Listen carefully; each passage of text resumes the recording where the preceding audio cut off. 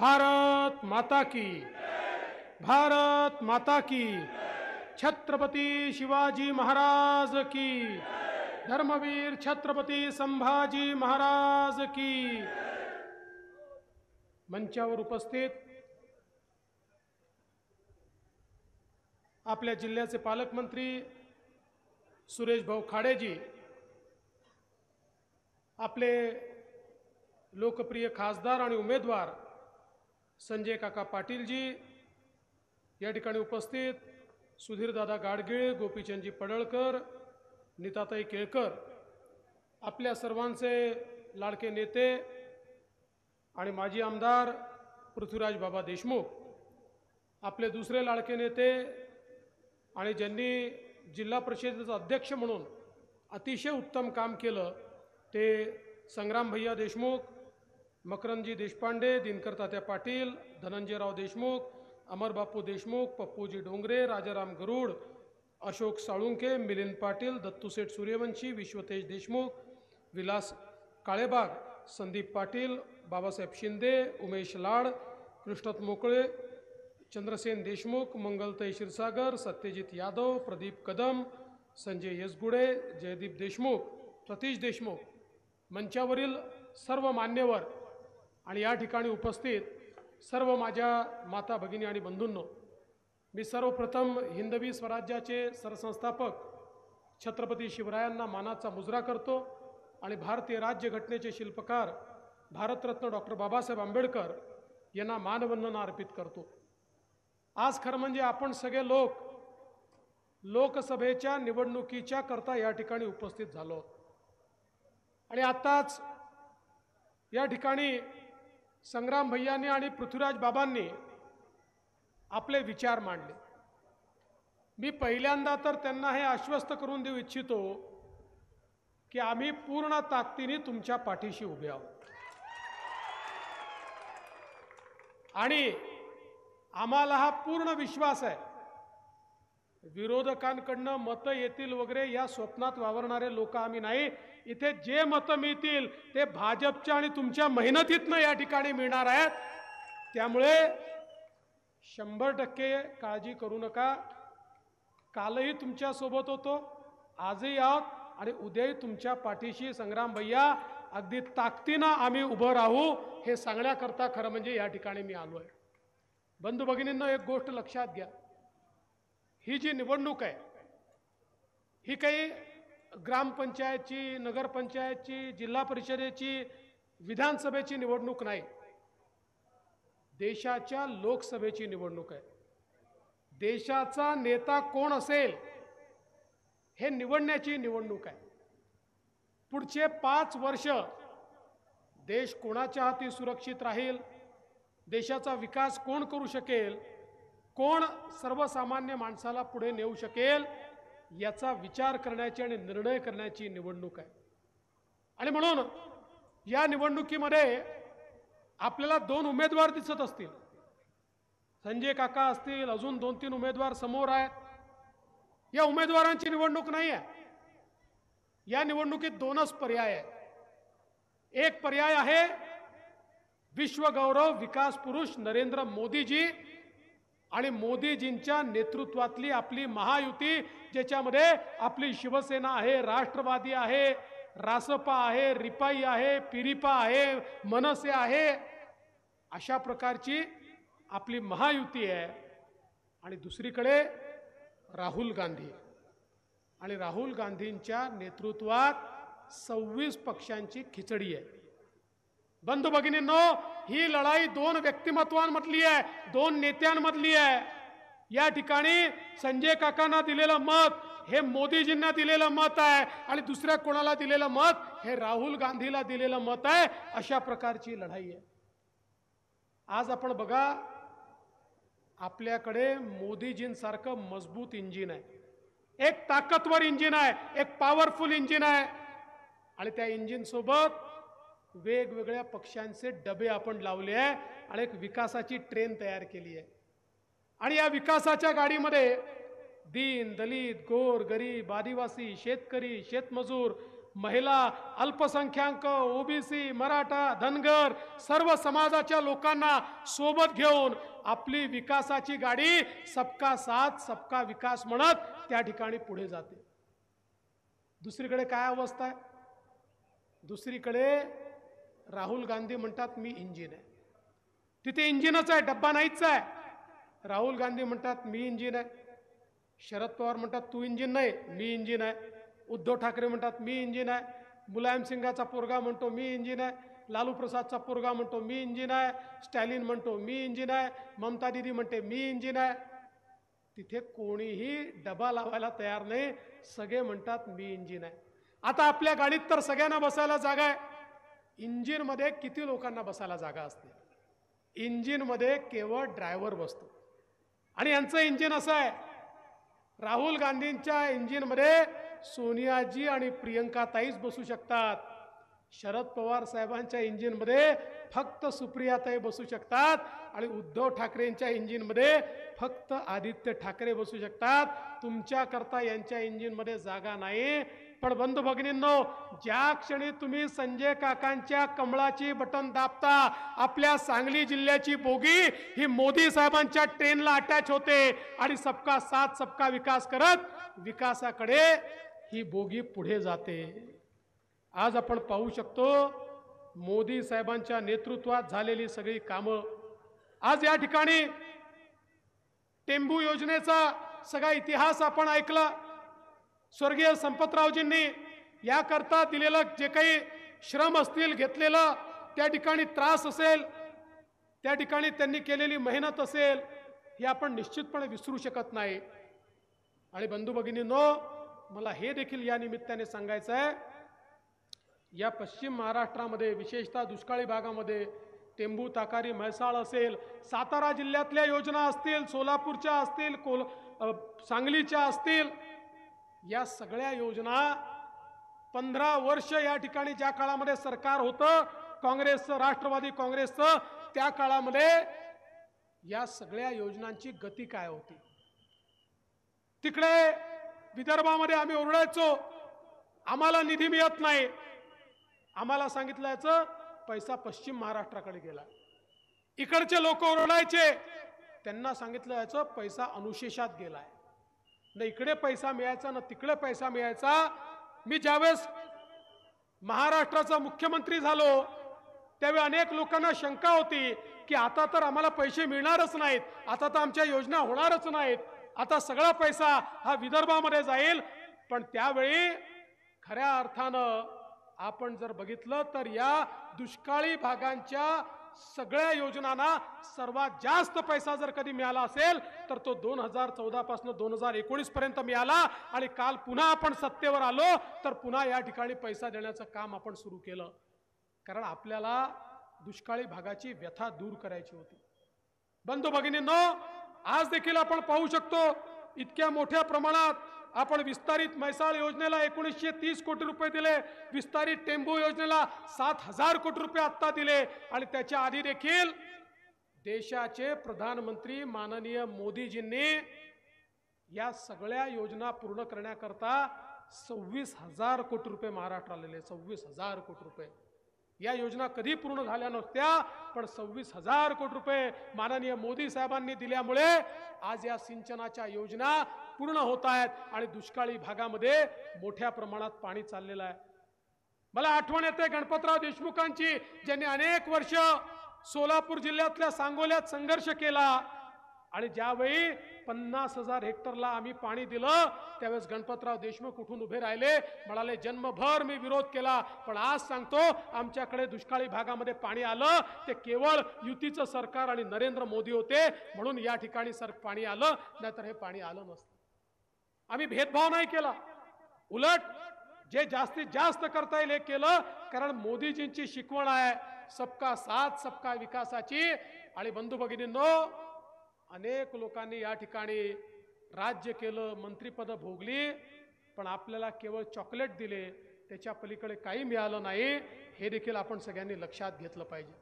आणि म्हणून आज आपण पाहतोय देशामध्ये मोदी साहेबांनी केलेला बदल, मोदीजींच्या नेतृत्वामध्ये आज आपल्या देशामध्ये 20,000 लोक जे झोपडीत राहायचे ते पक्क्या घरात राहायला आले.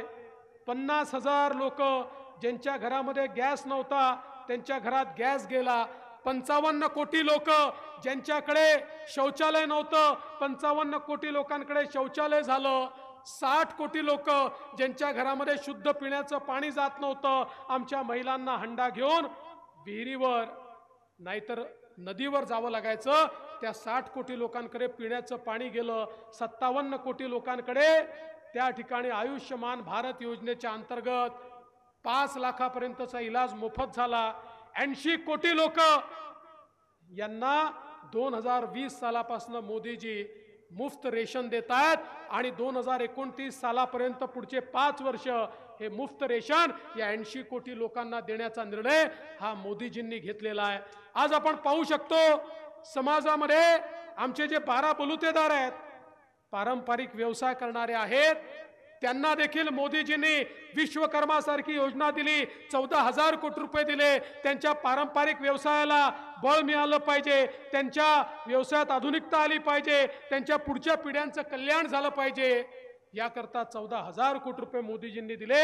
आणि आमच्या शेतकऱ्यांकरता शेतकरी सन्मान निधी असेल किंवा या ठिकाणी खऱ्या अर्थानं मला आठवतं ज्यावेळी मोदीजी प्रधानमंत्री झाले होते त्यावेळी आमच्याच महाराष्ट्रातल्या राष्ट्रीय नेत्यांनी म्हटलं होतं अरे मोदींना उसातलं काय कळतं, मोदींना साखर कारखानदारीतलं काय कळतं. आज 10 वर्षानंतर मी दाव्यानं सांगतो 60-65 वर्षाचा त्यांचा इतिहास काढा आणि 10 वर्षाचा मोदींचा इतिहास काढा.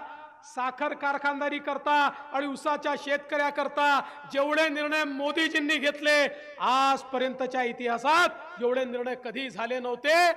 शेतकरी अडचणीत आला FRP करता मदत, साखर कारखानदार अडचणीत आला तर त्या ठिकाणी MSP ची मदत. आज इथेनॉलच्या करता एक मोठी पॉलिसी तयार केली. आणि एवढंच नाही तर साखर कारखानदारीवर 25-30 वर्ष जवळपास 10,000 कोटी रुपयाची तलवार इन्कम टॅक्सची लटकली होती. सगळीकडे कारखानदार निराश झाले होते. आता शेतकऱ्याकडनं पैसा कापावा लागेल अशी अवस्था होती. अशा काळामध्ये मागच्या सरकार सांगायचं इन्कम टॅक्स एकदा लागला की रद्द होत नाही. तो इन्कम टॅक्स रेट्रोस्पेक्टिव्हली मागच्या काळापासनं मोदी सरकारने रद्द केला आणि त्यामुळे आमच्या शेतकऱ्यांकडनं जे 10,000 कोटी रुपये वसूल होणार होते तिची वसुली सांभाळण्याचं काम, ते संपवण्याचं काम आणि कारखान्यांनाही सुस्थितीत आणण्याचं काम हे माननीय मोदीजींच्या माध्यमातून आज या ठिकाणी झालं. आज आमच्या महिला या ठिकाणी मोठ्या प्रमाणात आहे. मुद्रा सारखी योजना मोदीजींनी आणली. मोदीजींनी मुद्रा योजनेच्या अंतर्गत 10 लाखापर्यंतचं लोन बिना तारण आणि बिना गॅरंटरचं देण्याचा निर्णय केला. पूर्वी बँकेत गेलं तर तुमच्याकडे तारण ठेवायला बिल्डिंग आहे का विचारलं जायचं किंवा तुमच्याकडे सरकारी बाबू कोणी नातेवाईक असेल तर त्याची गॅरंटी आणा सांगितलं जायचं. मोदीजींनी सांगितलं या सगळ्या लोकांची गॅरंटी मी घेतो. 10 लाखापर्यंतचं मुद्रा लोन देशामध्ये 60 कोटी लोकांना मोदीजींनी दिलं. आणि त्या 60 कोटी लोकांमध्ये 31 कोटी महिला आहेत की ज्यांना मुद्राचं लोन मिळालं आणि आज देशामध्ये आपल्या पायावर त्या महिला उभ्या आहेत. या ठिकाणी 80 लाख बचत गट तयार केले. 8 लाख कोटी रुपये त्या बचत गटाला दिले आणि महिलांना आपल्या पायावर उभं केलं. आणि आता मोदीजींनी सांगितलं बचत गटाचे जे काही त्या ठिकाणी प्रॉडक्ट्स तयार होतात त्या प्रॉडक्ट्सच्या विक्री करता airport, railway station, bus station सगळ्या सरकारी जागांवर आता जागा आरक्षित ठेवण्यात येणार आहे. कारण मोदीजी म्हणतात एक पुरुष जेव्हा आपल्या पायावर उभा होतो तेव्हा केवळ पुरुष पायावर उभा होतो, पण महिला जेव्हा पायावर उभी राहते त्या संपूर्ण घर हे त्या ठिकाणी पायावर उभं राहतं. आणि म्हणून महिलांना अधिकार देण्याचं काम मोदीजींनी केलं. आज वयोश्री सारखी योजना आणली. गरीबाच्या घरी कोणाच्याही घरी जे वयस्कर लोक आहेत आता तर 70 वर्षाच्या वरच्या सगळ्या लोकांना सर्व प्रकारचे औषध उपचार फ्री केले. पण त्यासोबत वयोश्री योजनामध्ये कोणाला कानाचं यंत्र पाहिजे तर कानाचं यंत्र, चष्मा पाहिजे तर चष्मा, कवळी पाहिजे तर कवळी, कमोड पाहिजे तर कमोड, ज्या ज्या काही वयस्कर लोकांना सुविधा लागतात त्या सगळ्या सुविधा त्यांच्यापर्यंत पोहोचवण्याचं काम हे माननीय मोदीजींनी या ठिकाणी केलं. आणि एवढंच नाही तर आमच्या दिव्यांगांकरता फ्रान्स आणि जर्मनीमध्ये अत्युच्च दर्जाचे त्या ठिकाणी जे पाय हात कृत्रिम तयार होतात त्याची फॅक्टरी भारतामध्ये टाकली आणि देशामध्ये दिव्यांगांना त्या ठिकाणी चांगल्या प्रकारचे पाय, चांगल्या प्रकारचे हात, चांगल्या प्रकारचे प्रोस्थेटिक लेग्स, म्हणजे कालपर्यंत जो दिव्यांग चालू शकत नव्हता, मोटरसायकलची किक मारून मोटरसायकल चालवू शकतो अशा प्रकारचे पाय किंवा हातोडी मारू शकतो अशा प्रकारचे कृत्रिम हात हे दिव्यांगांपर्यंत देण्याचं काम हे मोदीजींनी केलं. समाजातला असा कुठला घटक नाही ज्या घटकाला मोदीजींनी त्या ठिकाणी फायदा करून दिला नाही. आणि हे सगळं करत असताना मोदीजींनी जात पाहिली नाही, धर्म पाहिला नाही, पंथ पाहिला नाही, भाषा पाहिली नाही. एकच सांगितलं, सबका साथ सबका विकास या एकाच मुद्द्यावर गरीब कल्याणाचा अजेंडा चालवला.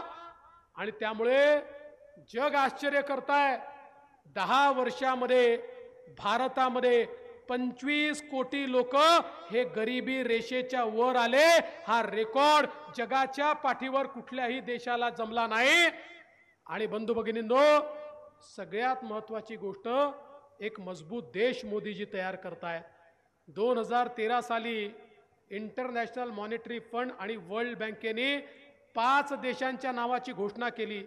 सांगितलं हे 5 देश पुढच्या 1 वर्षामध्ये दिवाळखोरीत जातील. आणि त्या 5 देशामध्ये एक देश आपला भारत देश देखील होता. 2014 साली तो दिवाळखोरीत जाईल अशा प्रकारे सांगण्यात आलं. 14 साली मोदीजी आले.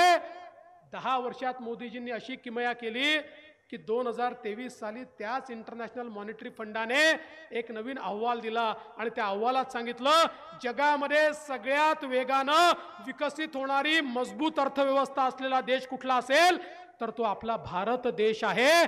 आपल्या भारताला एक मजबूत देश म्हणून भारताची अर्थव्यवस्था 11व्या क्रमांकावरनं 5व्या क्रमांकावर मोदीजींनी आणली.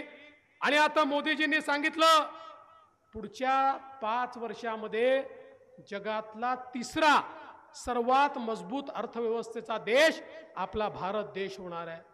मला एकाने विचारलं, भाऊ अर्थव्यवस्था मजबूत झाली, ती मोठी झाली, आपण 3रं झालो, हे ठीक आहे, पण याचा मला काय फायदा ते पहिल्यांदा समजावून सांगा. मी त्याला सांगितलं अर्थव्यवस्था विकसित होते, अर्थव्यवस्था मजबूत होते तर संधी निर्माण होते, अर्थव्यवस्था मजबूत होते तर रोजगाराची निर्मिती होते, अर्थव्यवस्था मजबूत होते तर रस्ते असतील, सिंचन असेल, पिण्याचं पाणी असेल, घर असेल, गॅस असेल, इलेक्ट्रिसिटी असेल, पोर्ट असतील, एअरपोर्ट असतील, रेल्वे असतील, सगळ्या बाबतीत गुंतवणूक वाढते, त्यातनंही रोजगाराची निर्मिती होते, त्यातनंही विकास होतो, त्यातनं लोकांना सुविधा मिळते. अर्थव्यवस्था जेव्हा मजबूत होते त्यावेळी देशाच्या संरक्षणावर पैसा खर्च करता येतो. अर्थव्यवस्था जेव्हा मजबूत होते गरीब कल्याणाचा अजेंडा चालवता येतो. अर्थव्यवस्था जेव्हा मजबूत होते कुठलाही देश आपल्या देशाकडे वाकडी नजर करून पाहू शकत नाही. 2013-14 साली काँग्रेसच्या सरकारमध्ये इन्फ्रास्ट्रक्चरवर वर्षाला 1 लाख कोटी खर्च व्हायचा. आज वर्षाला 13 लाख कोटी रुपये मोदीजी खर्च करतात. आणि म्हणून आपण पाहू शकतो इतक्या मोठ्या प्रमाणात आज रस्त्यांची निर्मिती ही आपल्या सगळ्या भागामध्ये या ठिकाणी चालली आहे. वेगवेगळ्या प्रकारचे राष्ट्रीय महामार्ग या ठिकाणी चाललेले आहेत. आणि आपल्या सांगली जिल्ह्यातनंही माझ्याकडे तर यादी आहे, मी आता आपला यादी वाचून वेळ घालवणार नाही, पण इतक्या मोठ्या प्रमाणात हे सगळे राष्ट्रीय महामार्ग आज आपल्या सांगली जिल्ह्यातनंही चाललेले आहेत. एक कनेक्टिव्हिटी या ठिकाणी तयार होते. बंधू भगिनींनो, हे सगळं का होऊ शकलं? कारण मोदीजींनी देशाच्या व्यवस्थेतला भ्रष्टाचार कमी केला आणि जो जनतेचा पैसा होता तो जनतेपर्यंत पोहोचवण्याचं काम मोदीजींनी केलं. आज आपण पाहू शकतो, तुम्ही आठवा तो कोविडचा काळ. कोविडच्या काळामध्ये आपल्या नातेवाईकांकडे जाण्याची देखील चोरी होती. कोणाच्या मौत मिट्टीला देखील कोणी जात नव्हतं. एखादा मेला तर 4 खांदे कुठनं मिळतील अशी अवस्था होती. आपल्यापैकी अनेकांनी आपल्या जवळचे लोक असे किड्या मुंग्यासारखे मरताना पाहिले. असं वाटत होतं की आता भविष्य काय आहे. आणि जग म्हणत होतं 140 कोटीचा भारत आहे, किमान 40-50 कोटी लोक तर आता या ठिकाणी मरतील. आता भारताला कोणी वाचवू शकत नाही. जगामध्ये 4 देश होते ज्यांनी त्या ठिकाणी लस तयार केली होती. त्या देशांना वाटायचं की भारत आमच्याकडे येईल आणि भीक मागेल, आमच्या लोकांना वाचवण्याकरता आम्हाला कोविडची लस द्या. त्यांना माहिती नव्हतं या भारतामध्ये एक असा वाघ प्रधानमंत्रीच्या पदावर आहे की जो आपल्या लोकांना कसं वाचवायचं हे जाणतो. मोदीजींनी शास्त्रज्ञ एकत्रित केले, त्यांना सांगितलं तुम्हाला काय लागतंय ते देतो, संसाधनं दिली, रॉ मटेरियल दिलं आणि आपल्या देशामध्ये कोविडची लस तयार करून घेतली. 140 कोटी लोकांना 2 वेळा लस ही मोदीजींनी 1 पैसा न घेता टोचली. बंधू भगिनींनो, आज आपण जिवंत आहोत. मोदीजींनी लस दिली म्हणून जिवंत आहोत. आपण जर ती लस घेतली नसती तर कदाचित या सभेला देखील जिवंत राहिलो नसतो. मोदीजींनी आज आपल्याला जिवंत ठेवलंय. मी मध्यंतरीच्या काळात मॉरिशसला गेलो होतो. त्या ठिकाणी छत्रपती शिवरायांच्या पुतळ्याचं अनावरण होतं. मॉरिशसच्या राष्ट्रपतींना भेटलो. ते राष्ट्रपती मला म्हणाले, फडणवीसजी तुम्ही माझा धन्यवाद मोदीजींपर्यंत पोचवा. मी म्हटलं कशाबद्दल धन्यवाद? म्हणाले माझा मॉरिशस जिवंत आहे कारण नरेंद्र मोदींनी आम्हाला कोविडची लस दिली, नाहीतर माझा मॉरिशस देखील जिवंत राहिला नसता. बंधू भगिनींनो, आज 100 देश असेल की जे 100 देश या ठिकाणी सांगतात की आमचा देश नरेंद्र मोदींमुळे जिवंत आहे. माझं तर म्हणणं आहे बाकी विकास बाजूला ठेवा, जान है तो जहान है. आज जिवंत आहोत तर मोदीजींच्या नेतृत्वामुळे. त्यामुळे यावेळी तेवढ्या एका कारणाकरता आपला आशीर्वाद जरी आपण मोदीजींना दिला तरी देखील त्यांच्या या खऱ्या अर्थानं आपल्याला दिलेल्या लसीच्या उपकारातनं आपण उतराई होऊ शकू. आणि म्हणून मी तुम्हाला विनंती करण्याकरता या ठिकाणी आलो आहे. आज एक मजबूत भारत मोदीजींनी तयार केला आहे. तुम्ही बघा, एक काळ होता या भारतामध्ये कोणीही घुसायचं, बॉम्बस्फोट करायचं आणि निघून जायचं. मुंबईमध्ये बॉम्बस्फोट झाले, काय केलं आमच्या तेव्हाच्या काँग्रेसच्या सरकारनं? मुंबईच्या बॉम्बस्फोटानंतर आमचे पंतप्रधान हे त्या ठिकाणी अमेरिकेच्या राष्ट्रपतीकडे गेले आणि म्हणाले बघा तो पाकिस्तान आम्हाला त्रास देतो, तुम्ही त्या पाकिस्तानला रागवा. म्हणजे एवढ्या मोठ्या देशाचे प्रधानमंत्री अमेरिकेसमोर घुटणे टेकून त्या ठिकाणी होते. पण बंधू भगिनींनो, अमेरिकेने काही केलं नाही. आपल्याकडे बॉम्बस्फोट होतच राहिले. मोदीजी आले आणि या ठिकाणी पुन्हा पाकिस्तानच्या प्रेरणेने बॉम्बस्फोट झाले. मोदीजींनी सर्जिकल स्ट्राईक केला, एअर स्ट्राईक केला, आतमध्ये घुसून त्या ठिकाणी अतिरेक्यांचा खात्मा केला. आणि मी तुम्हाला विचारतो, सांगा 2019 नंतर कोणाची तरी हिम्मत झाली का भारतामध्ये एक तरी बॉम्बस्फोट करण्याची? कोणाची तरी हिम्मत झाली का? नाही झाली. कोणी एक बॉम्बस्फोट देखील करू शकलं नाही. याचं कारण त्यांना लक्षात आलं, हा जुना भारत नाही आहे, रडणारा भारत नाही आहे, हा लढणारा आणि ठेचणारा भारत आहे जो मोदीजींनी आज तयार केलेला आहे. बंधू भगिनींनो, आता या भारताने जे केवळ अमेरिका, रशिया आणि चीनला जमलं ते भारताने केलं. 7000 किलोमीटर दूर कुठेही शत्रूचं ठाणं असलं तरी भारताने ब्रह्मोस मिसाईल तयार केलाय. जे मिसाईल भारतातनं उडेल, माणसाची आवश्यकता नाही आहे. 7000 किलोमीटर दूर कुठे बंकरच्या आतमध्ये देखील शत्रूने ठाणं तयार केलं असेल तर ते ठाणं त्या ठिकाणी तोडून टाकण्याची क्षमता असलेलं क्षेपणास्त्र आज भारताने तयार केलंय. आणि म्हणून चीन देखील वाकड्या नजरेनं आपल्या भारताकडे आज पाहू शकत नाही. आणि म्हणून बंधू भगिनींनो, तुम्हाला एवढंच सांगण्याकरता आलो आहे, ही साधी निवडणूक नाही आहे. या देशाला असं नेतृत्व मोदीजींशिवाय कोणी देऊ शकत नाही. देश सुवर्ण काळाकडे चाललेला आहे आणि मोदीजींनी सांगितलं पिछले 10 साल ये तो केवल ट्रेलर था, असली पिक्चर अभी बाकी है, असली पिक्चर अगले 5 साल में आपको देखने को मिलने वाली है. आणि म्हणून या ठिकाणी तुम्हाला विनंती करण्याकरता आलो आहे, राज्यातलं सरकार असेल, देशातलं सरकार असेल, तुमच्या पाठीशी भक्कमपणे उभा आहे आणि तुमचा आशीर्वाद मागण्याकरता आलो आहे. तुमचा आशीर्वाद संजय काकांना मिळाला. तुम्ही संजय काकांचं कमळाचं बटन दाबलं की वोट संजय काकांना तर मिळेलच, पण वोट नरेंद्र मोदींना मिळेल यावेळेचं मतदान हे भाजपा करता नाही आहे, यावेळेचं मतदान हे भारता करता आहे. भारता करता मतदान करण्याची संधी या लोकसभेने तुम्हाला दिली आहे आणि म्हणून तुम्हाला विनंती करतो, यावेळी आणि आपल्या घरी बसू नका, सगळे मतदान केंद्रावर जा, कमळाचं बटन दाबा आणि आपल्या विकासाचा मार्ग मोकळा करा, एवढीच विनंती करतो आणि माझं बोलणं संपवतो. धन्यवाद. जय हिंद, जय महाराष्ट्र.